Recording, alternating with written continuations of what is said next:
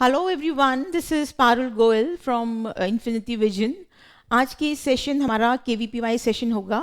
इसमें हम डिस्कस करेंगे KVPY paper 2020। Right, as you all know that KVPY essay stream is for class 11th students. तो आज हम KVPY essay 2020 पेपर डिस्कस करेंगे। And we know that this I have already told you in the previous sessions that actually paper is divided into two parts, part 1 and part 2. So part 1 में you have 60 questions, out of which 15 from each subject: physics, chemistry, maths and biology. ठीक है, तो bio के 15 questions हम discuss करेंगे. Then part 2 is again 20 questions are there.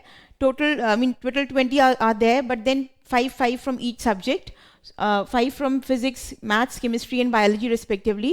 So total number of questions from each subject you'll get 20.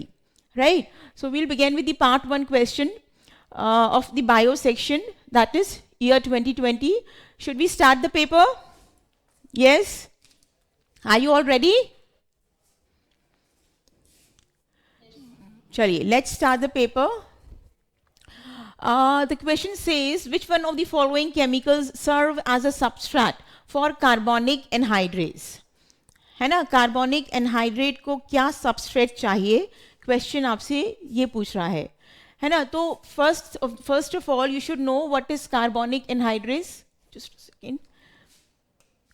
Carbonic anhydrase is an enzyme. Carbonic anhydrase is an enzyme. अभी आपको ये बताना है कि इस एंजाइम का सबस्ट्रेट क्या है. Substrate means the reactant.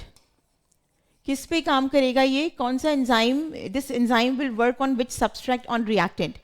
देखो अब ये question again topic human physiology respiratory system, class 11th है ना.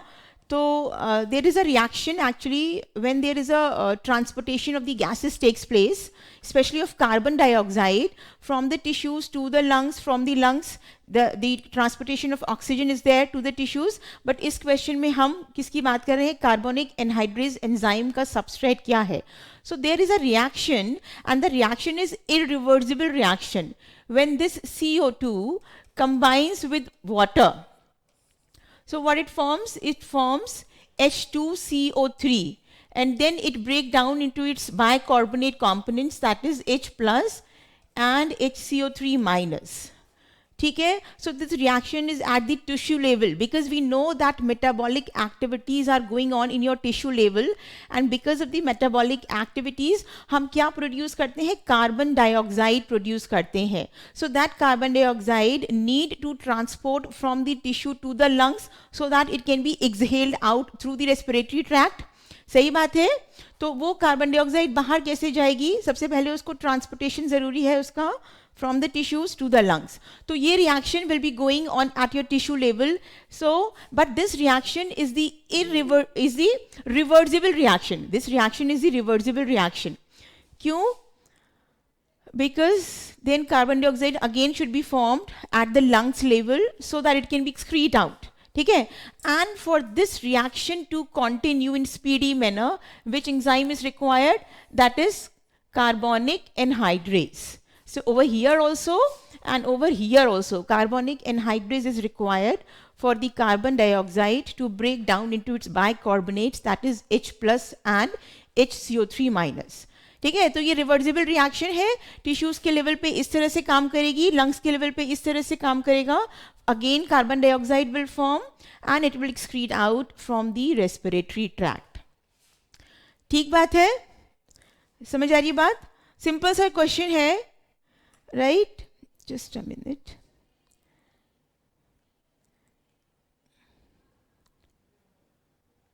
सिंपल सा क्वेश्चन है रेस्पिरेटरी सिस्टम का from the topic human physiology. तो हमें याद रखना है कि एंजाइम का सबस्ट्रेट क्या है, it is the carbon dioxide. हमारे पास ऑप्शंस क्या है, हमारे पास ऑप्शंस है O2, CO2, NO2 and carbon monoxide. ठीक है. तो will have to keep it in mind. चलिए. So this was the first question asking from the substrate for the carbonic anhydrates. ठीक है, चलिए move on to next question. अगला question क्या बोलता है, let's see. Again human physiology, topic human digestion, that was from respiratory system. ये वाला question is from taking human digestion. Which one of the following is not a function of the small intestine? D, absolutely, चेष्टा, कुश, सहल, बिल्कुल ठीक बोल रहे हो बेटा। तो small intestine we know is a part of the alimentary canal, है ना, हमारे एलिमेंट्री कैनाल का पार्ट है। First option is saying absorption. देखो पहले ना क्वेश्चन में, इस तरह के क्वेश्चन में ना ये मार्क कर लेते हैं जिससे कोई कंफ्यूजन ना हो कि कौन सा फंक्शन स्मॉल इंटेस्टाइन का नहीं है, ये हमसे पूछ रहे हैं। तो फर्स्ट ऑप्शन क्या बोल रहा है, absorption of end products of digestion.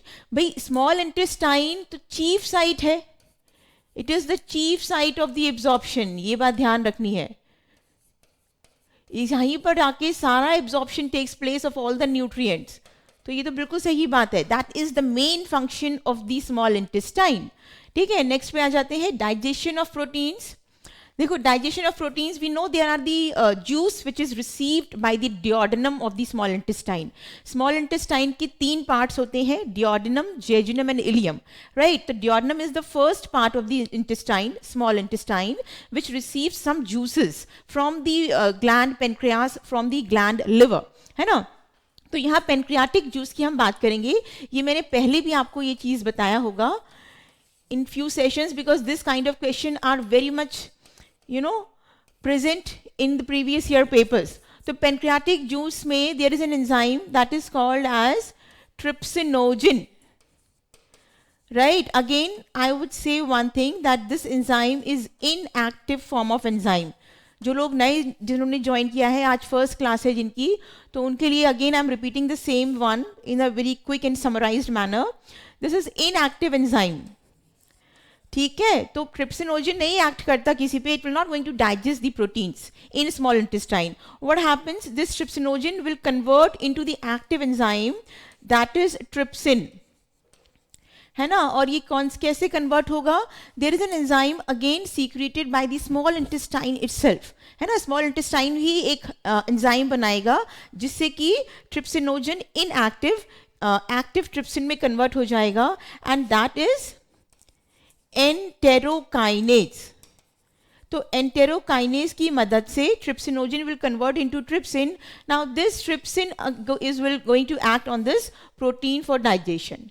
There are many more enzymes present for the digestion of proteins. One is trypsinogen, which converts into trypsin. Then there is one more that is called as chymotrypsinogen, है ना। chymotrypsinogen again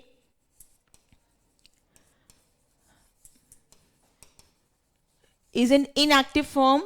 Now this enzyme chymotrypsinogen will convert into its active form, किसकी मदद से, trypsin की मदद से। तो हमें यहाँ पे ना एक बात और पता चलती है कि trypsin has 2 function, it act as enzyme, right? It digests proteins, it acts as enzyme, but it can also act as autocatalyst because it is converting the inactive form of enzyme, that is chymotrypsinogen, into its active form, that is chymotrypsin. तो ये भी question बन सकता है आपका एक, which of the following enzymes also act as autocatalyst, that is trypsin. It digest the proteins, act an enzyme, it converts the inactive form of enzyme into its active form, act as the autocatalyst. ठीक है, there is one more enzyme, procarboxypeptidase. Again, trypsin will act and convert into its active form, that is carboxypeptidase. So basically, for the digestion of proteins in intestine, which enzymes are there? Trypsin, chymotrypsin, and carboxypeptidase. तो ये सारे enzymes कहाँ present होते हैं? Pancreatic juice, ठीक है। तो all the 3 enzymes are present in your pancreatic juice for the digestion of proteins in small intestine. So that means this is the function of the small intestine, simple सी चीज, right. चलिए next option पे आ जाते हैं, digestion of lipids. Lipids के लिए भी पेनक्रियाटिक जूस में एंजाइम प्रेजेंट है, and what is that enzyme? It is being digested by pancreatic lipase, ठीक है, समझ आ रही है बात। तो बेसिकली स्मॉल इंटेस्टाइन में जो पेनक्रियाटिक जूस होता है उसके पास has enzyme for the digestion of every kind of nutrient, इसलिए हम पेनक्रियाटिक जूस को रिचेस्ट डाइजेस्टिव जूस भी बोलते हैं, है ना। प्रोटीन्स भी डाइजेस्ट कर सकता है, लिपिड्स भी एंड फैट्स भी, आई मीन कार्ब्स भी कर सकता है। That is called as pancreatic amylase, again present in the pancreatic juice. So that is why we say that pancreatic juice is the richest digestive juice. Again, a question can be formed in this particular statement, that which of the following digestive juice is the richest one? That is pancreatic juice. ठीक है, because it has the enzyme for the digestion of every nutrient. तो अब हमें आपको option समझ में आ गया होगा कि what would be our option. आप लोगों में से कई लोगों ने सही भी आंसर किया मुझे. That is acidification of the ingested food. देखो एक बात और भी ध्यान रखना, स्मॉल इंटेस्टाइन का पीएच जो होता है वो अल्कलाइन होता है, इट इज अराउंड अबाउट 8, तो पीएच 8 इज अल्कलाइन। तो वैसे भी ये बात गलत हो गई, हम तो बोल रहे हैं acidification of the ingested food. Acidification कहाँ होता है? स्टमक में होता है। क्यों होता है? बिकॉज स्टमक के पास सेल्स होते हैं जिसको हम बोलते हैं ऑक्जेंटिक सेल्स, ठीक है। और ऑक्जेंटिक सेल्स क्या बनाता है? HCl बनाता है। तो इस HCl की वजह से स्टमक का medium is acidic in nature, right. तो एसिडिफिकेशन इंजेस्टेड फूड का कहाँ होगा? आपके स्टमक में होगा।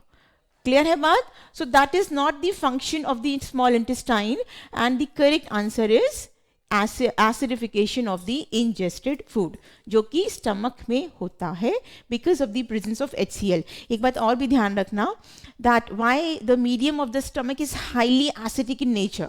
What is the reason behind it? क्यों जरूरत है स्टमक को इतने acidic medium की? Because stomach is the chief site of the digestion of your proteins.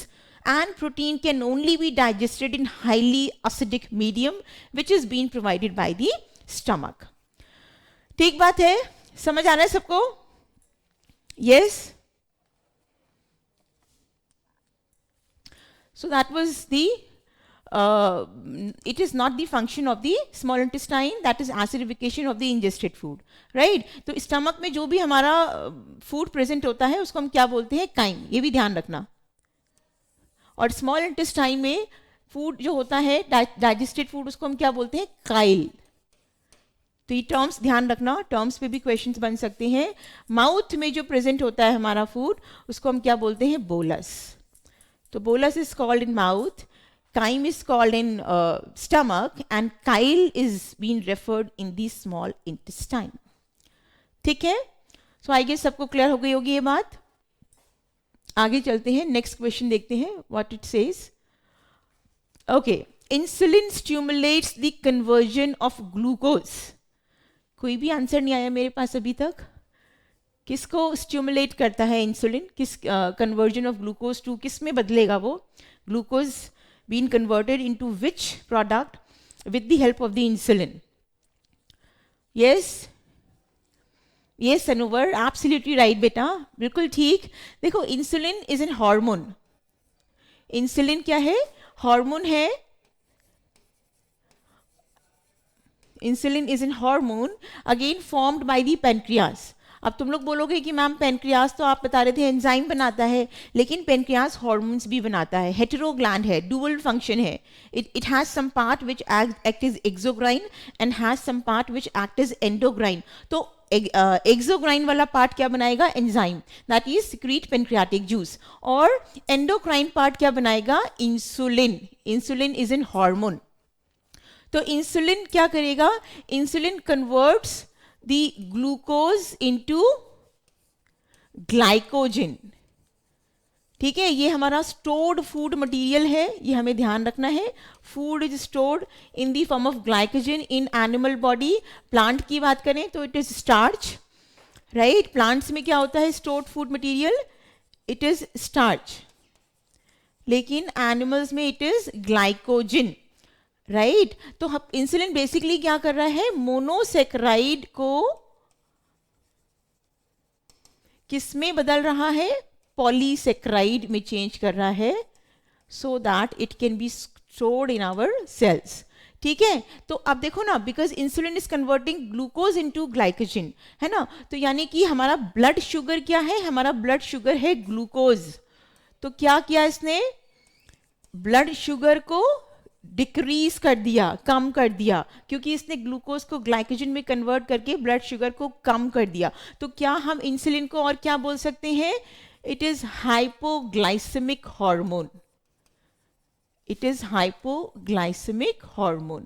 Why? Because it is converting the blood sugar, that is glucose, into its reserved food, that is glycogen. ठीक बात है? On the contrary, one more hormone, information I want to give over here. There is one more hormone which is being produced by the pancreas, that is called as glucagon. है ना? तो one hormone is insulin which converts glucose into glycogen. Vice versa condition होती है glucagon की। What it does, it converts glycogen into glucose. तो ये किस तरह का हार्मोन हो गया? It increases blood sugar level, because blood sugar is glucose, I just told you. तो ब्लड शुगर इंक्रीज करेगा, दैट इज वाई ग्लूकागन को हम क्या बोलेंगे? It is hyperglycaemic hormone. ठीक है? तो हम ऐसे भी बोल सकते हैं that insulin and glucagon are antagonistic hormone. क्या वर्ड यूज कर सकते हैं हम इसके लिए? That is antagonistic hormones. क्यों यूज कर सकते हैं? That means the two hormones which works in an opposite fashion और ऑपोजिट मैनर, है ना? इंसुलिन ग्लूकागन का बिल्कुल ही ऑपोजिट फंक्शन है, that is why such hormones are called as antagonistic hormones. Clear है बात सबको? यस, समझ आ रहा है? Sahal, this is your first class KVPY today. बेटा समझ आ रहा है सब? Okay, next, moving on to next one. Which one of the following statements about ecosystem energetics is incorrect? है ना? अब इकोसिस्टम की यहाँ पे इंफॉर्मेशन दी हुई है कुछ, और आपको बताना है कि चारों ऑप्शंस में से कौन सा ऑप्शन नहीं सही है, यानी कि इनकरेक्ट है ना? कौन सा option is incorrect? This is what you have to tell, right? तो चलो ऑप्शंस पढ़ लेते हैं। The metabolic requirements of the poikilotherms are higher than that of the homeotherms, है ना? अब before reading the other options, first we should know what is, देखो metabolic requirements की बात कर रहे हैं यहाँ पे, तो we should know what is metabolism, है ना? Metabolism क्या होता है? Different reactions in the cell। अब ये दो टाइप्स का होता है, it could be anabolism, right, and it could be catabolism। भाई चीज़ें बनती भी हैं और टूटती भी हैं। आपकी बॉडी में कुछ सेल्स में कुछ ऐसे सब्सटेंसेस होते हैं which synthesize also, and there are few substances which break down also. तो the two total together is called metabolism. तो ऑप्शन क्या बोल रहा है? द मेटाबॉलिक रिक्वायरमेंट, है ना, ऑफ द पोइकिलोथर्म्स। पोइकिलोथर्म्स कौन से ऑर्गेनिजम्स होते हैं? They are cold blooded animals. They are cold blooded organisms होते हैं ये, मतलब कि they cannot maintain their constant body temperature, है ना? हम लोग क्या है? We are, क्वेश्चन क्या पूछा है? higher than that of homeotherms। तो homeotherms are warm blooded, they can maintain their constant body temperature। तो body temperature को maintain करने के लिए we required high energy। high energy means higher metabolism। सो हमें आंसर मिल गया हमारा। इनकरेक्ट पूछा है आपसे, तो कोई फर्स्ट लाइन क्या बोल रही है? The metabolic requirements of the cold blooded animals are higher than that of the warm blooded. कैसे पॉसिबल है? हमको वार्म ब्लडेड ऑर्गेनिजम्स को we have to maintain our constant body temperature with respect to the environmental condition, and on the contrary आपके जो cold blooded animals होते हैं वो नहीं कर पाते टेम्परेचर को maintain. That is why we required much higher energy as compare to the cold blooded animals. तो अगर हमारी रिक्वायरमेंट एनर्जी की ज्यादा है तो डेफिनेटली हमारा मेटाबॉलिज्म भी ज्यादा होगा। ठीक बात है? तो ये option is incorrect. That means this is our option, है ना? बी ऑप्शन क्या बोल रहा है? Autotrophs forms the basis of the food chain in natural ecosystem. बिल्कुल ठीक बात है ना? ऑटोट्रॉप्स जो होते हैं, प्रोड्यूसर्स जो होते हैं, they forms the basis of the food system, of the food chain. ठीक है. In terrestrial ecosystem most of the primary production is consumed by the detritivores not herbivores. बिल्कुल ठीक बात. टेरेस्ट्रियल इकोसिस्टम में डेट्रीटिवोर जो होते हैं most of the primary production is consumed bye them. Approximately 10% of energy of one tropic level is transferred to the next level. बिल्कुल ठीक बात. This is the Lindenmann's law. And Lindenmann's law क्या बोलता है? That only 10% of the energy is transferred to the next tropic level and the rest 90% is utilized by the organisms present in the present tropic level. ठीक है. तो ये भी बिल्कुल ठीक बात है. Only 10% energy is transferred. So that means B, C, D are the correct options with reference to ecosystem. The incorrect one is option A.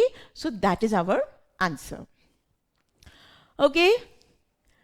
चलिए आगे बढ़ते हैं. Okay, this question is very interesting. ये आपने अगर टॉपिक अच्छे से पढ़ा होगा तभी आप इसको आंसर कर पाओगे. Otherwise you leave the question. Proton motive force is created by pumping protons across the which cell organelle? This is what the question is asking. है ना. एक proton motive force होता है वो कौन सा by pumping proton is being actually किस membrane के across होता है. तो before you know reading the options एक चीज़ आप लोगों को मालूम होनी चाहिए. For this question we'll discuss first that particular thing, then आप लोगों को ऑप्शन अपने आप मिल जाएगा. देखो there is a cell organelle. There are two cell organelles rather. One is mitochondria and the other is chloroplast. है ना. सरोवर सिंह C. Yes बेटा it is C. बिल्कुल ठीक बात है. This question is again from physiology. तो human physiology, plant physiology is always important for KVPY exam. I have already told you this much in the previous sessions as well. आज भी मैं ये बात बोल रही हूँ कि please do go for physiology, human and plant both, if you want to score in bio in KVPY exam essay stream. ठीक है. तो हमारे पास दो सेल ऑर्गेनल्स होते हैं that is mitochondria and chloroplast. ठीक है. दोनों का काम क्या है? That synthesize ATP. Mitochondria is present in the animal cell and we call it as the power house of the cell. क्यों power house of the cell बोलते हैं? क्योंकि बिकॉज माइटोकॉन्ड्रिया ने एटीपी बनाई और सारे सेल्स को प्रोवाइड की. है ना. वो अपनी एटीपी नहीं रखता अपने पास, वो सेल्स को प्रोवाइड करता है. So that is why we call it as a power house of the cell. On the contrary chloroplast की बात कर लेते हैं. क्लोरोप्लास्ट ऑल्सो सिंथेसाइजेज एटीपी लेकिन डिस्ट्रीब्यूट नहीं करता. क्यों नहीं डिस्ट्रीब्यूट करता? Because it has to perform its one major function. It has to prepare the food for the plants. ठीक है. तो what I am trying to say is mitochondria and chloroplast, these both organelles synthesizes ATP, है ना.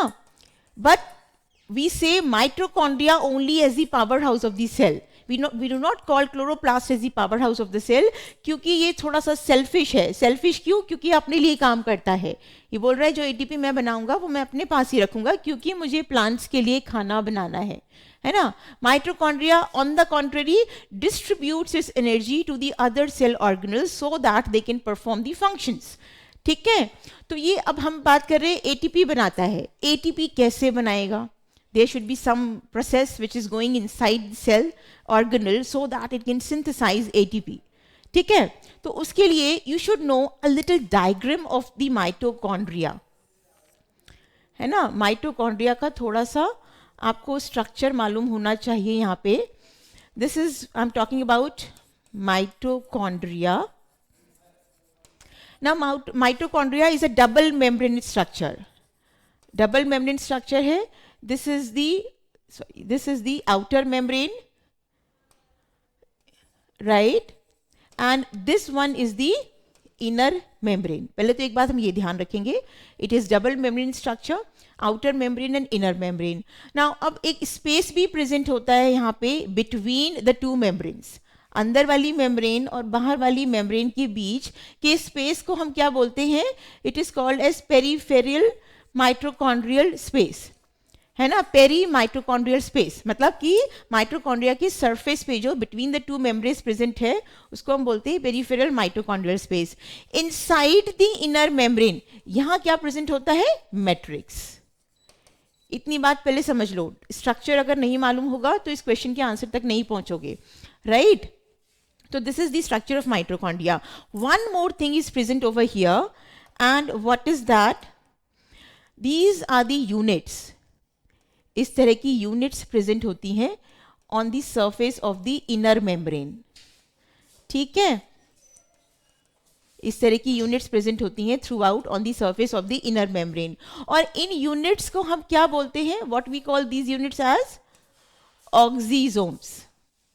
ठीक है, in unit को हम क्या बोलते हैं? ऑक्सीजोम। स्ट्रक्चर कुछ ऐसा होता है इनका, राइट तो अब ये दो it is complete called as oxysome, but then this O जैसा जो लग रहा है हमें, इसका नाम होता है F1 पार्टिकल, एंड जो ये 1 जैसा लगता है इसका नाम होता है FO पार्टिकल।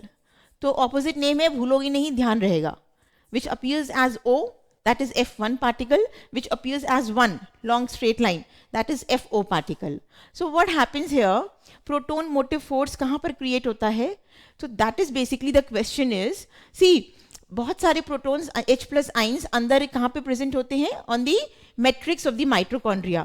तो वो H plus ions protons जो होते हैं, that is being actually moving all the way down to the intermembranous space, है ना? ये पार्टिकल्स जो होते हैं वो इस तरह से इंटरमेम्ब्रेनस स्पेस पे निकलते रहते हैं बाहर।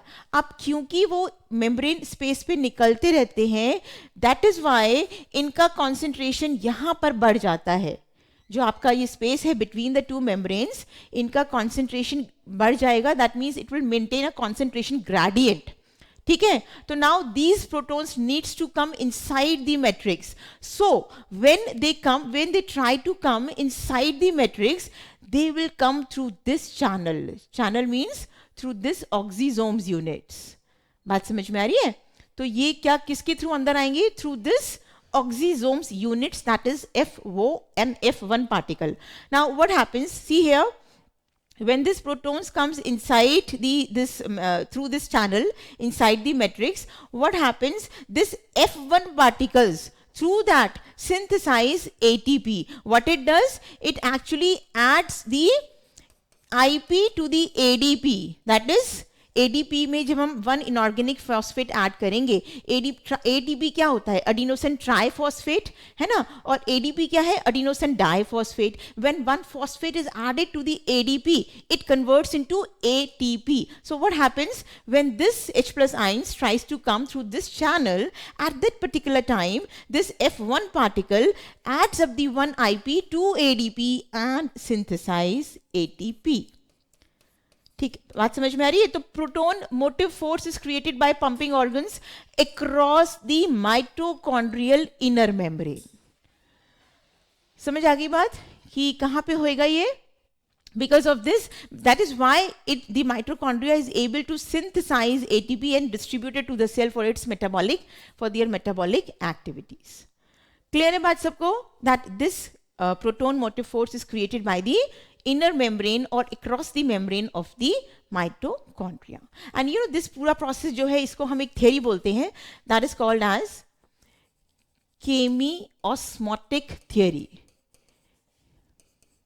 राइट तो ये हम जब प्लांट्स का रेस्पिरेटरी सिस्टम पढ़ते हैं ना प्लांट फिजियोलॉजी में, तब इस चीज़ को आपको जानने को मिलेगा। बट एज इफ नाउ इतना समझो कि proton motive force is been created by across the membrane of the mitochondria. ठीक है, and this is given by a scientist whose name was, you can write this in your notebooks as well, Peter Michel.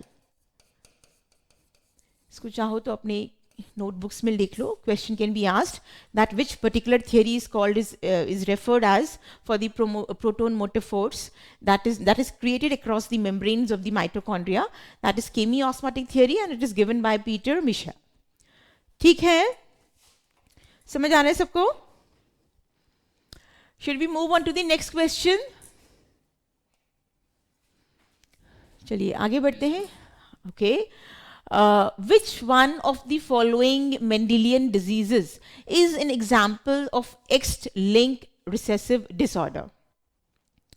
अब देखो ये question is been taken from the topics genetics, बहुत ही favourite topics है KVPY का, right तो आप लोगों को पढ़ना है अच्छे से ये टॉपिक, जेनेटिक्स से उठाया हुआ है topic, and this is from class 12th actually, 10th में भी नहीं आप लोग ने ये डिस्कशन किया होगा about this genetic disorders. This is from class 12th, but this is an easy one. If you know the little basics, you can solve it. कैसे हम सॉल्व करेंगे इस क्वेश्चन को? आपसे क्या पूछ रहे हैं कि which one of the following Mendelian diseases is an example of X linked recessive disorder. तो आपको पहले ये मालूम होना चाहिए कि what is X linked recessive disorder, है ना? तो उसको जानने के लिए you should know that if I talk about the male, है ना, अगर मेल्स की बात करूं तो मेल्स में number of chromosomes in human beings it is 46, है ना? एंड इन फीमेल ऑल्सो दोनों में एक जैसे क्रोमोसोम्स प्रेजेंट होते हैं, दैट इज 46। ये इतना आपको मालूम होगा, आपने क्लास 10th में हेरिडिटी एंड एवोल्यूशन में पढ़ा होगा, सेक्स डिटर्मिनेशन टॉपिक में, that the number of chromosomes present in male and female respectively are 46 chromosome. अब देखो 46 क्रोमोसोम की हम जब बात करते हैं तो हम इसको कैसे लिखेंगे? मेल्स के केस में it will be 44 plus X Y, right? Females के केस में कैसे लिखेंगे? 44 प्लस एक्स एक्स। क्यों लिखेंगे ऐसे? Because these two chromosomes in individuals, males and females, these are actually sex determination chromosome, है ना? और सेक्स क्रोमोसोम और सेक्स डिटर्मिनेशन क्रोमोसोम्स बोलते हैं हम इनको, ठीक है? और ये वाले जो क्रोमोसोम्स होते हैं इनको हम क्या बोलते हैं? Autosomes. Because this is not responsible for the sex of the child, that is why it is also called as somatic chromosomes. ठीक है? तो इतनी बात आपको जरूर पता होना चाहिए इस क्वेश्चन के लिए।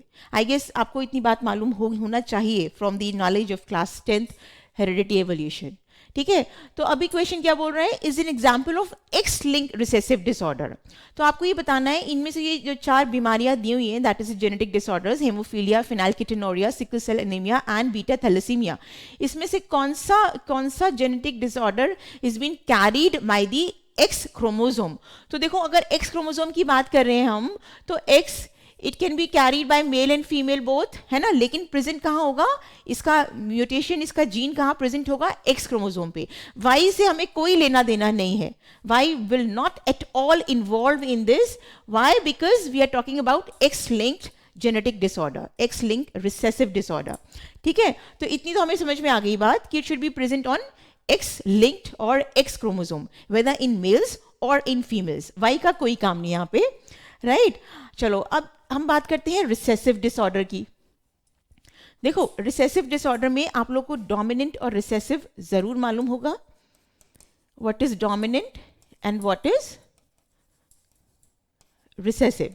डोमिनेंट की बात करें, अगर मैं एक ट्रेट लेती हूं, if I take a trait that is of height, है ना? अगर हाइट हम ले लें, कंसिडर कर लें, तो capital T, this will actually, the capital alphabets always represent the dominant traits. So this will be dominant, or it can be written as like this, T, capital T and small t. मतलब अगर small t भी capital T के साथ होगा तो small t is not going to express. Only the dominant character, that is capital T, is going to express, and the person will be tall in nature. मतलब उसका appearance कैसे होगा? He will be tall if both the t's are capital, or if even one t is capital, because this one dominant t will not let allow to express this small t to express, ठीक है? ये इसको express नहीं करने देगा। ऐसे मान लेते हैं कि ये बड़ा भाई है और ये छोटा भाई है, तो छोटा भाई तो कैसे कुछ बोल पाएगा बड़े भाई के आगे? सही बात है, सिबलिंग्स में, है ना? बोलते हो तुम लोग अपने छोटे भाई बहनों के आगे? ये तुम्हारे छोटे भाई बहन बोलते हैं। ये Sahal, you have a sibling? You have a sibling? Brother. तो यू डोमिनेंट और योर ब्रदर डोमिनेंट? कौन करता है dominant? Definitely you, I guess so, because what I believe कि बड़ा भाई डोमिनेट करेगा, तो because this capital T is a big brother, just as an example, so this capital T is going to dominate even if one small t is present. तो ये तो हो गया हमारा डोमिनेंट का केस। रिसेसिव के पास क्या है? रिसेसिव के पास ये दोनों टीज ही होंगे, एक ही कंडीशन में रिसेसिव होगा, एक ही कंडीशन में recessive gene is going to express when all the when the both t's are in small case, है ना? स्मॉल लेटर्स में होंगे, स्मॉल केस में होंगे, तो इस कंडीशन में रिसेसिव आपका डिसऑर्डर होगा, ठीक है? तो पहली बात हमसे क्या पूछा है? X link disorder. तो हम अगर इसकी बात करें इन डिजीजेस की, you know, the gene for phenylketonuria is present on chromosome number 12. Gene for sickle cell anemia is present on chromosome number 11. gene for beta thalassemia is present on chromosome number 16. तो अभी तो हम पढ़ के आए हैं ये चीज़ कि 44 क्रोमोसोम्स जो होते हैं ये कौन से होते हैं, हमारे ऑटोजोम्स होते हैं, है ना। और हमसे एक्स लिंक पूछा है, रिसेसिव पूछा है, तो ये सारा कहानी कहाँ चलेगी, on these chromosomes of the phenylketonuria, sickle cell anaemia and beta thalassaemia. तो बट नेचुरल है, X link recessive disorder is haemophilia. ठीक है, रिसेसिव जीन पे प्रेजेंट होगा, एक्स लिंक होगा, that means it is linked with the sex chromosomes, है ना. और ये तीनों, बाकी जो तीनों जेनेटिक डिसऑर्डर्स हैं, they have their genes on their respective chromosomes 12, 11 and 16. So वैसे भी ये कौन से डिसऑर्डर्स हो गए, ये सब आपके हो गए autosomal disorder, because these are present on autosomes, है ना. Chromosome number 12, 11 and 16 are the autosomes chromosomes. So this will not be our answer because it is asking for the X-linked genetic disorder. Our answer will be hemophilia. ठीक है, समझ आ गई कहानी सबको. चलिए next में बढ़ते हैं आगे. Okay, this is interesting. This is question is about angiosperms. Angiosperms कौन से प्लांट होते हैं? Angiosperms are the flowering plants, है ना. Before reading the question, you must know थोड़ा सा प्लांट किंगडम के बारे में इसमें बात कर लेते हैं. बहुत डिटेल में नहीं जाऊंगी, but you as we know plant kingdom जो है कंसिस्ट ऑफ बेसिकली 2 ग्रुप्स. कौन कौन सा? इट इज क्राइप्टोगैम्स, इट इज फनारोगैम्स, है ना. क्राइप्टोगैम्स एंड फनारोगैम्स. क्राइप्टोगैम्स में आपके कौन से ऑर्गेनिज्म जाएंगे? That is Thallophyta, right, bryophytes and pteridophytes. Okay, इसमें आ जाते हैं फनारोगैम्स में. We'll have which plants? Again 2 types, gymnosperms and angiosperms. ठीक है, तो हमारा क्वेश्चन किसके बारे में है? एंजियोस्पर्म्स के बारे में. That is one of the phanerogam. ठीक है, flowering plants are the angiosperm. क्यों हमारा क्वेश्चन फ्लावरिंग प्लांट है? Because it is actually give rise to fruit and seed. दो सीड की बात करें तो seed is also produced by the gymnosperms, but because there is no ovary present, that is why gymnosperms have naked seed. ठीक है, so gymnosperms have naked seed, it does not have ovary, and you have studied the chapter. This is actually taken from the plant kingdom, and basically the topic is about the question is about the angiosperms. So there is a structure that is female reproductive organ in angiosperm, and this must be like this. इस तरह का there is a structure present, and this one is called as the stigma. This is style.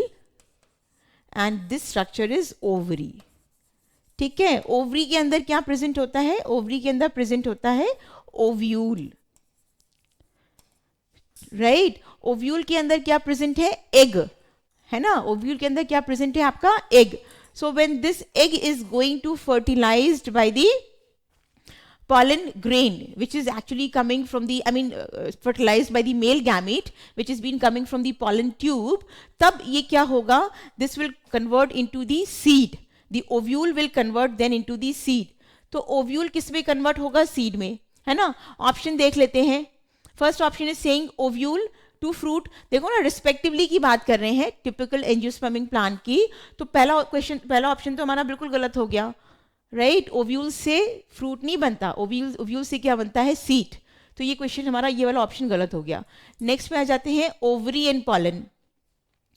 Ovary, this ovary, the structure that is a swollen part, basal swollen part of the female reproductive organ, that converts into fruit. तो second option थोड़ा सा सही जा रहा है. if it says ovary changes into fruit, ये बात तो ठीक है, but then it is saying pollen changes into seed. ये बात गलत हो गई हमारी. अभी मैंने आपको बताया that after the, once the egg is fertilized, the zygote is formed, then this ovule is changes into seed. So that means यहाँ पे ये गलत हो गई कहानी, this is not the option. Next पे आ जाते हैं. Again it is saying pollen to fruit, गलत option. D says ovaries to fruit and ovule to seed, this is our correct option. ठीक है, बहुत सिंपल सा क्वेश्चन है. अगर थोड़ा सा भी एंजियोस्पर्म्स के बारे में पढ़ा होगा आपने, so you will definitely reach to the right answer.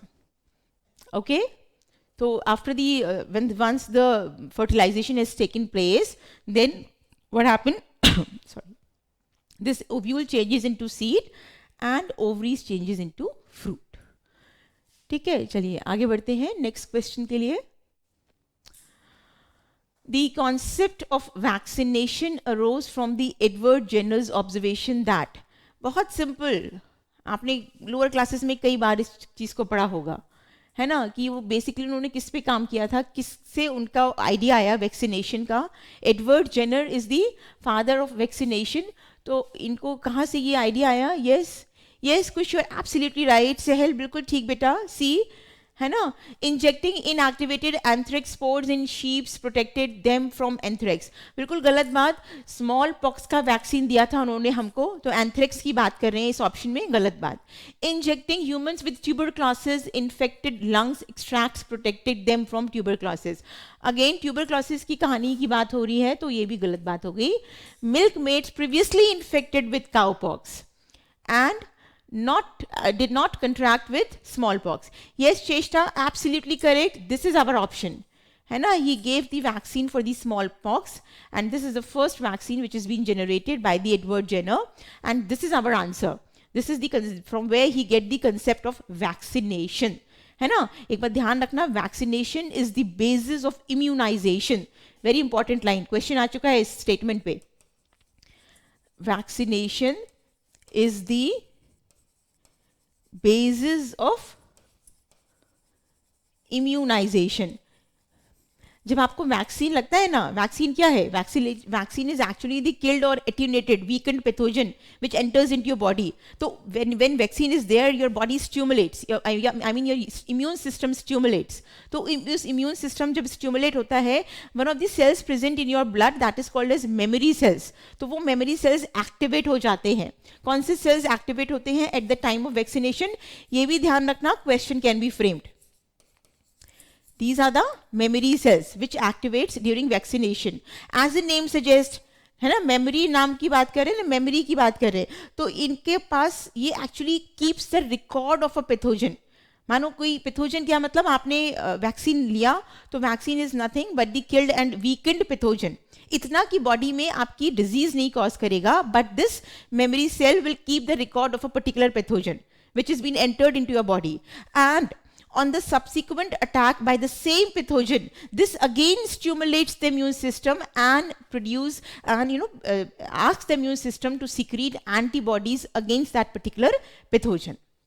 समझ आ रही है बात, किस तरह से वैक्सीनेशन काम करता है हमारी बॉडी में? तभी तो ये जो पेंडेमिक इस वक्त है spread throughout the world, that is why we say कि vaccination is very very important at this time. Once it has been reaches to your body, your immune system already knows that which kind of pathogen is entered, and your memory cells on the subsequent attack by the same pathogen stimulates your immune system to secrete antibody against that. Right? So we have to keep it in mind which cells is being activated during vaccination. It is memory cells which is present in your blood. ठीक है? Last option is again not our answer. Our option is, the correct option is C. Milkmaid previously infected with the cowpox did not contract the smallpox. चलिए आगे बढ़ते हैं.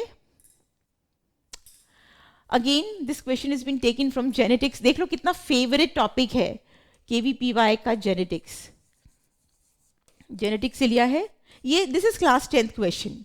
अगर आपने थोड़ा सा ध्यान से पढ़ा है टॉपिक, आप इमीडिएटली इसका आंसर कर दोगे, बट मेरे पास अभी तक किसी ने भी आंसर नहीं भेजा इसका. Yes, Ojas, Cheshta, Sahil, Sanovar, and the rest of you, can you identify which will be the correct option for this answer, for this question?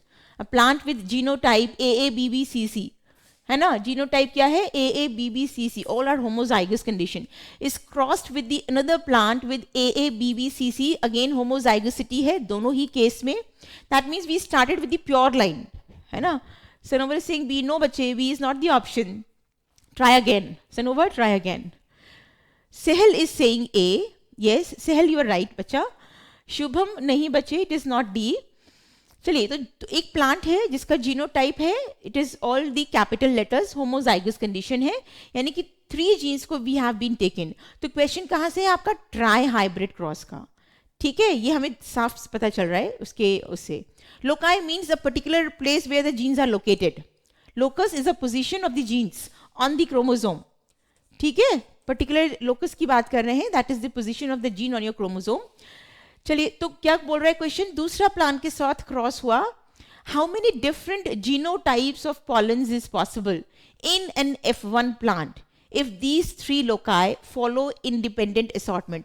अब देखो, तुम लोग ने क्लास 10th में 3 laws are there of the Mendel की बात कर रहे हैं, बिकॉज Mendel actually Gregor Johann Mendel is the father of genetics, है ना, जिन्होंने हमको, there are 4 laws actually, but basically we learn about 3 that is law of dominance, law of segregation, law of independent assortment, है ना. One more is there, that is law of paired factors. मतलब every gene is governed by 2 alleles, one comes from the father and the other comes from the mother. So this is law of paired factors. Next is law of dominance, जो क्या बोलता है कि the characters which appeared in F1 generation, जो भी characters आपके F1 generation में आएंगे that will be the dominant one, और जो नहीं आएंगे वो रिसेसिव हो जाएंगे. ऐसा नहीं है कि वो चले गए, but that will not able to express itself in F1 generation.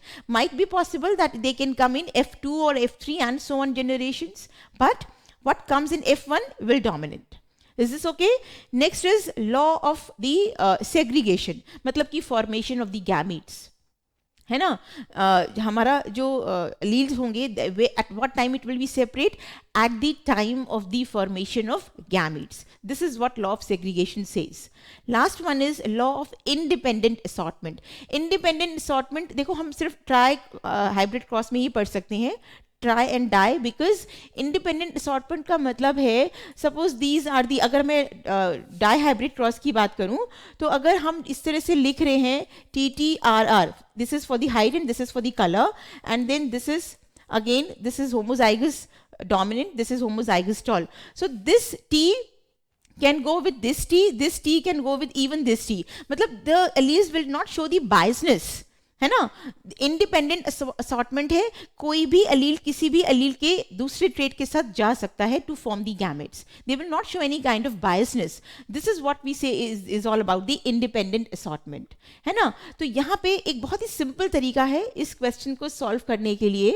आपसे पूछ रहे हैं कि कितने डिफरेंट जीनोटाइप्स बनेंगे पॉलेंस के, is possible in F1 plant, है ना. तो अगर हम this plant AABBCC which is homozygous, right, pure line से स्टार्ट कर रहे हैं, बिल्कुल pure line means there is no heterozygosity, is crossed with, this is homozygous dominant, ये बात ध्यान रखेंगे हम, is crossed with homozygous recessive. तब क्या बन के आएंगे हमारे? All will come like this. If you go for, you know, F1 generation, if you put it in the Punnett square, you'll find this kind of condition, that is heterozygosity बन के आएगी, है ना. आप इसको F1 जनरेशन से लिख के भी निकाल सकते हो, लेकिन हम सिंपल तरीके से इसको कैसे निकालेंगे? For the genotypes there is a formula that is called as, that is referred as 2 to the power n, 2 to the power n, where n is the number of the genes which we have taken into account. यहाँ पर हमने कितने jeans लिए हैं? यहाँ पर हमने 3 jeans की बात कर रहे हैं, है ना. तो सिंपल क्या करोगे? You will put 3 in place of n, and then it comes out to be 8. So how many? It will be 8. बहुत सिंपल तरीका है. आप अगर पूरा पुनेट स्क्वायर के थ्रू निकालोगे, it will be a very hectic procedure for you. Instead of going to that, what you will do, अब यहाँ पे हमने 3 क्यों लिया है? क्योंकि उन्होंने ट्राई हाइब्रिड क्रॉस की बात की है. अगर mono hybrid di hybrid cross होता, if it is will be di hybrid, हम यहाँ पे n की वैल्यू 2 पुट कर देते, then our answer will be 4. बात समझ आ रही है? तो number of genes taken into account, उसको देखो एक बारी क्वेश्चन में, and then use the formula, put the number of genes in place of n, and then calculate it, that will be your answer in a very simple manner. Don't go for all that. It will take a time and a hectic procedure. Just put this formula and you will bring out the genotypes. ठीक है, मतलब 8 तरह के genotypes बनेंगे आपके when it will B crossed, this homozygous dominant will cross with homozygous recessive. ठीक है बात, चलिए आगे बढ़ते हैं नेक्स्ट क्वेश्चन के लिए। What it says, which one of the following sequences of event correctly represent mitosis? अब देखो ये 9th-10th में कहीं नहीं पढ़ा होगा तुम लोगों ने माइटोसिस वाली कहानी। Mitosis is a kind of cell division, है ना। अगर सेल डिवीजन के बारे में थोड़ा सा भी जानते हो तो सेल डिवीजन जो होता है वो 2 टाइप्स का होता है ना। बिफोर डूइंग द क्वेश्चन थोड़ा सा इंफॉर्मेशन ले लेते हैं, माइटोसिस एंड मियोसिस, है ना। माइटोसिस को हम क्या बोलते हैं, इक्वेशनल डिवीजन बोलते हैं। क्यों बोलते हैं equational division? Because as take one example, suppose we have humans have 46 chromosomes, we know that, and if this cell which has 46 chromosomes divide into 2, 2 daughter cells are formed and both the cells are having 46 chromosome. So this is equational division. कोई भी chromosome number reduce नहीं हुए, so this is called the mitosis, equational division. यहाँ जाते हैं meiosis की बात कर लेते हैं। तो मियोसिस में क्या होता है, when meiosis starts on a cell it divides into 2 and suppose it is 46 chromosome, resultant daughter cells will be having 23 chromosomes. इसी वजह से मियोसिस को हम क्या बोलते हैं, रिडक्शनल डिवीजन बोलते हैं। मतलब chromosome number in the daughter cells reduce to half. ठीक है, ये बात ध्यान रखना। ठीक है, and this is meiosis 1, still our meiosis is not completed because the resultant daughter cells in case of meiosis will be 4 in number. ठीक है, तो ये मियोसिस 1 चलेगा हमारा, 2 daughter cells will be produce and the number of chromosomes will reduce to half. ठीक है, अब ये भी डिवाइड होंगे फर्दर, क्या चलेगा हमारा meiosis 2, right, and then the resultant daughter cells will have the same number of chromosome, that is 23. Okay, and this because it has the same number of chromosomes what is present in their parent cell, that is why it is called as equational division. So actually it is just like mitosis, meiosis 2. ज़्यादा कुछ इसमें कहानी नहीं चलती है, कहानी actually meiosis 1 में basically चलती है ना। तो अगर cell cycle, this is all about cell cycle, but before that, you know, when cell is about to go to these processes, there is a phase also which is actually taking place. Suppose this is a cell, है ना, तो इसको ऐसे करके divide कर लेते हैं and then we'll divide like this and then one more division will like this. तो ये स्टेजेस मैं आपको बता रही हूँ। देखो ना, कोई भी एग्जाम अगर होगा तो एग्जाम से पहले आप प्रिपरेशन करोगे, अच्छे से करोगे, नहीं करोगे, कि एग्जाम में अच्छा स्कोर कर सको और आपका बिल्कुल whatever your expectations that could be fulfilled. तो सेल भी यही करता है, सेल अपने आप को पहले प्रिपेयर करेगा डिवीजन के लिए। उसका एग्जाम क्या है, उसका एग्जामिनेशन है, उसका डिवीजन। अगर डिवीजन अच्छे से हो गया वो एग्जाम में पास हो गया। ठीक है, तो प्रिपरेशन के लिए there are phases, that is called as G1 phase, S phase and G2 phase. These 2 phases, G1, S and G2, this is the preparatory phase of the cell to divide. हाँ सनोवर, सही बता रही है बेटा, this is the correct answer. ठीक है, तो these इस phases को, preparatory phase को हम क्या बोलते हैं, interphase. लिख लेना ये बात नोट्स में अपने। So this is the preparatory phase जिसमें कि सेल ग्रो करेगा so that they can divide properly and forms the 2 daughter cells. ठीक है, तो जब ये डिवाइड कर लेगा उसके बाद चलेगा आपका this process, these processes rather. तो one more line we can draw here, but a very thin line. Why? Because now this M phase is going on and this M phase is actually divided into 4 phases, and those 4 phases are among these 4 options which is given, but one option is correct which is in the sequence, है ना। तो क्या होगा, there is a mnemonic. Mnemonic समझते हो, mnemonic मतलब होता है कि कोई बहुत ही सिंपल सा सेंटेंस बना लो। अगर आपको कोई चीज़ लर्न नहीं हो रही है एंड वो चीज़ को लर्न करने के लिए बेसिक चीज़ से जोड़ लो तो वो आपके ना माइंड में फिक्स हो जाएगी। आई एम राइटिंग, मैंने यहाँ क्या लिखा है, PM at chair. What I have written in PM at chair. So this P for prophase, M for metaphase, A for anaphase, T for telophase, and C, यहाँ पे chair का जो C है ना, this C is for cytokinesis. है ना? तो बहुत cytokinesis means the division of the cytoplasm. When the cell is about to divide, cytoplasm भी तो divide करेगा. We know that cell basically comprises the nucleus and the cytoplasm. तो पहले cell अपने आप को prepare किया. This is preparatory phase, है ना? यहाँ से लेके when this is a cell, तो यहाँ से लेके यहाँ तक it's preparatory phase, है ना? ये preparatory phase है इसकी. इंटरफेस जिसको हम बोलते हैं. इसके बाद क्या होगा? आपका न्यूक्लियस डिवाइड होगा और उस न्यूक्लियस डिवीजन को प्रोसेस को हम क्या बोलते हैं? कैरियोकाइनेसिस. ठीक है, जहां जो कि आपका माइटोसिस फेज चल रहा है या meiosis, what ever the division is depending on that. ठीक है, and that mitosis and meiosis comprises 4 phases, that is PM at PM at chair. तो ये निमोनिक ध्यान रखना, भूलोगे नहीं कभी भी, that what are the sequences of the phases which takes place during mitosis or meiosis. ठीक है, so our correct option for mitosis will be prophase, metaphase, anaphase, telophase, in which the cell divides, and then it is followed by the cytokinesis, where division of cytoplasm takes place and the cell divides. ठीक है, समझ आ गई बात सबको? तो इसमें 2-4 चीज़ें याद रखनी है जिस पे क्वेश्चन बन सकते हैं. प्रिपरेटरी फेज कौन सी होती है? इंटरफेस होती है. Interphase is the first beginning phase where cell prepare itself for division and it is followed then by the mitosis phase.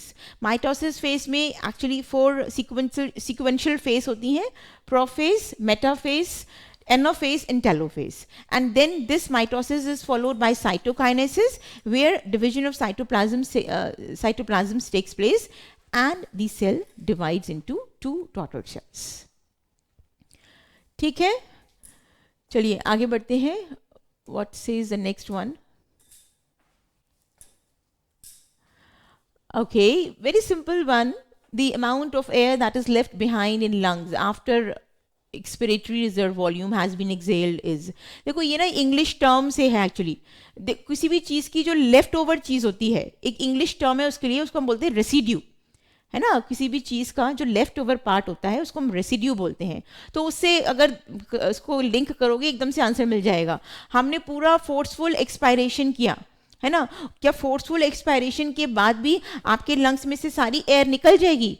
Is it possible? No, it is not at all possible. अगर बिल्कुल भी वहाँ पे air नहीं रहेगी फिर तो आपके लंग्स कोलैप्स कर जाएंगे, आपका ट्रैकिया भी कोलैप्स कर जाएगा. That means even after forceful expiration there must be some amount of air that should be present in your lungs. So that means the residue which is left over. So hence the residue, क्या कौन सा option बनेगा? Simple, it is residual volume, है ना?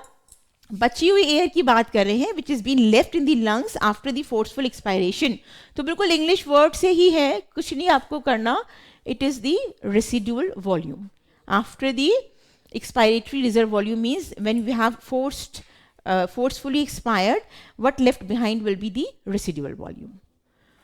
ठीक है, चलिए आगे बढ़ते हैं.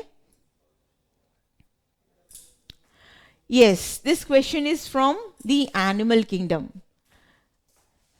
है ना? आपकी क्लास 11th टॉपिक, आपने ये 9th क्लास में पढ़ा होगा.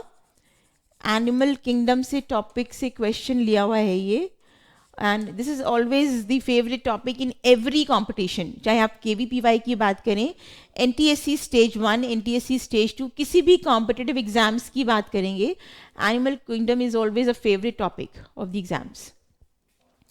Sahil is saying B. Let's see if it is B or not. First we'll match it with column 1 to the column 2. Then we'll go to the options that which one is the correct one. ठीक है? तो mollusca की बात कर लेते हैं. mollusca में क्या present होता है out of these 4? mollusca has a grasping organ, जिसको हम क्या बोलते हैं? Radula. molluscans are soft bodied animals. molluscans क्या हैं? This is the time to join. Saksham saying, oops, I guess he's from class 8th and have the same ID. So I won't allow him to join now, that means. But the class is still... Okay. Let's back to the question. So mollusca has a radula, जिसको हम क्या बोलते हैं? grasping organ. तो ये तो हो गया मॉलस्का। अच्छा अब देखो P इज एक्चुअली विथ 2। अब हमारे इतने ही पॉइंट से अगर हमें इसको इतनी कहानी मालूम है तो हमारा ऑप्शन C और D गया, ठीक है। P इज विथ 2, तो P का 2 किसके साथ दिया हुआ है, A और B, तो C D तो पहले ही गए। आगे देख लेते हैं Annelida.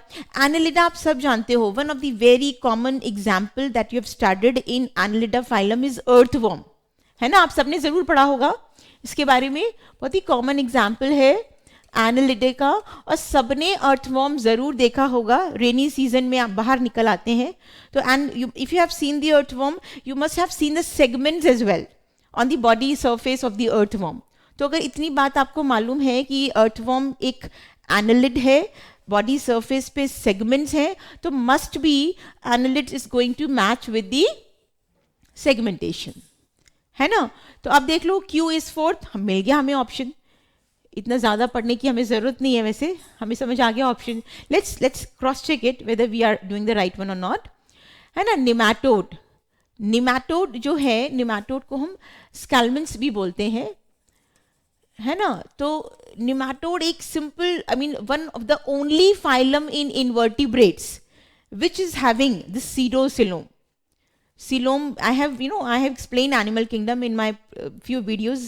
If you have gone through there, so please do go to that videos. मैंने NTSC Stage 2 and Stage 1 के लिए videos बनाए हैं जिसमें I have explained complete animal kingdom, right? तो उसमें I have told you that pseudocoelom, actually on the basis of the coelom. Coelom, what is coelom? It is a body cavity. Coelom जो होता है ये body cavity है, and on the basis of coelom we can categorize the animal into 3 types, whether the animals are acoelomates, whether the animals are pseudocoelomates, and whether the animals are eucoelomates. Acoelomates means कि no body cavity is present, मतलब organism में coelom present ही नहीं है ना. Pseudocoelom, what does pseudo mean? Pseudo का मतलब होता है false, है ना. तो यानी कि ऑर्गेनिज्म में सिलोम तो प्रेजेंट है लेकिन फॉल्स सिलोम प्रेजेंट है, राइट. तो फॉल्स सिलोम का क्या मतलब है? हम जब सिलोम की बात करते हैं तो we should know that coelom is lined internally and externally with mesoderm layer. There are 3 layers, that is ectoderm, mesoderm, endoderm. तो सिलोम जो होती है आपकी, it is a space between the body wall and the gut wall and lined with mesoderm layer internally as well as outer externally, है ना. तो अगर coelom mesoderm के साथ ना लेयर्ड होके, ना लाइंड अप होके एंडोडर्म के साथ लाइंड अप है, तब उस सीलोम को हम फॉल्स सीलोम बोलते हैं, ठीक है. तो ये सीडोसिलोम यानी कि सीडोसिलोमेट्स कौन से ऑर्गेनिजम्स होते हैं? निमैटोड्स होते हैं. ये बात ध्यान रखेंगे हम. तो nematodes is collab with pseudocoelom. देख लेते हैं, R is matching with 1, yes it is, है ना. आर बिल्कुल 1 के साथ मैच हो रहा है. Nematodes are pseudocoelomates and only this phylum among all the invertebrates phylum, only this phylum has the organisms which are pseudocoelomates. यानी कि pseudocoelom सिर्फ इसी phylum में present है. क्लियर है? नेक्स्ट देख लेते हैं Echinodermata. This is also very interesting point. इसमें भी आप देखोगे ना तो और क्वेश्चंस भी बन सकते हैं. You know, radial symmetry is not the advanced symmetry, but echinoderms are actually considered equal to the chordates in some features. Though it belongs to the category of invertebrates, but there are features which is actually similar to the chordates present in echinoderms. लेकिन हम बोल रहे हैं कि echinoderms में radial symmetry होती है, जबकि it is a very primitive symmetry. क्यों? Actually, echinoderms का जो लार्वा होता है ना, larva has bilateral symmetry which is considered as advanced symmetry, है ना. बहुत इंटरेस्टिंग पॉइंट है, इसमें क्वेश्चन जरूर बन सकता है. If you find in the previous examinations there must be a question based on this, ठीक है. तो larval is bilateral symmetry, but then this larva grows into the radial adult. This larva grows into radial adult. अब देखो, पहले तो advance symmetry है, बाद में इसके पास प्रिमिटिव सिमेट्री आ रही है विच इज रेडियल. तो इस टाइप की नेचर को हम क्या बोलते हैं? We say is retrogressive nature. What will call it as? Retrogressive nature, जो कि किस में प्रेजेंट हुआ है? इकाइनोडर्म्स में. Why we are saying so? Because the organisms which are actually having bilateral larva grows into radial adult. तो such type of the progress is called as retrogressive. मतलब आगे बढ़ने की बजाय पीछे चले गए, because we considered bilateral symmetry is the advanced symmetry and radial symmetry is the primitive symmetry. तो हम इस टाइप की प्रोग्रेस को क्या बोलेंगे? Retrogressive nature.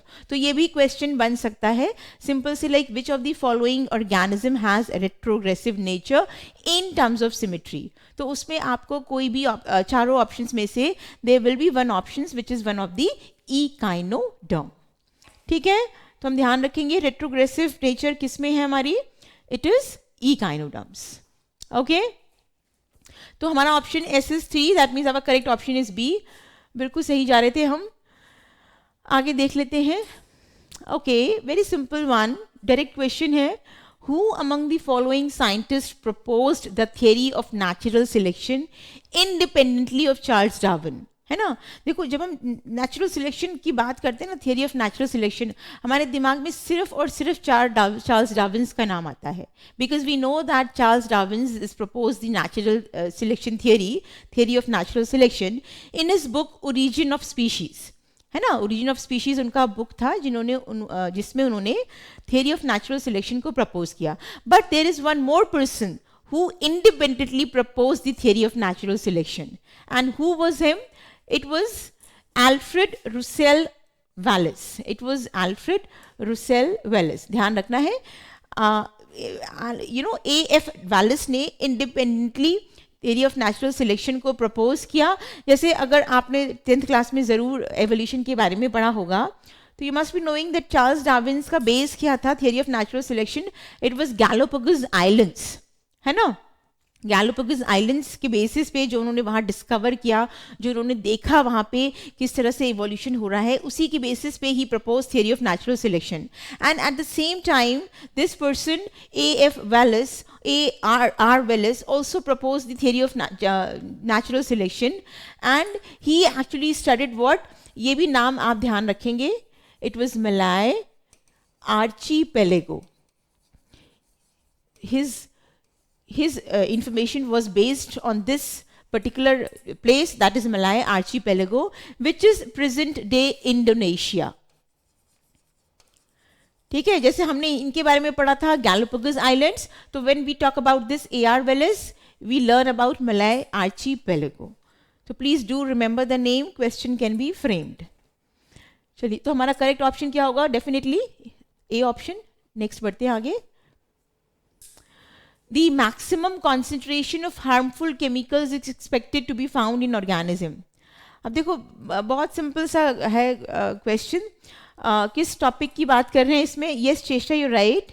Sahal, you are not right बेटा. कुश, यू आर राइट बच्चे.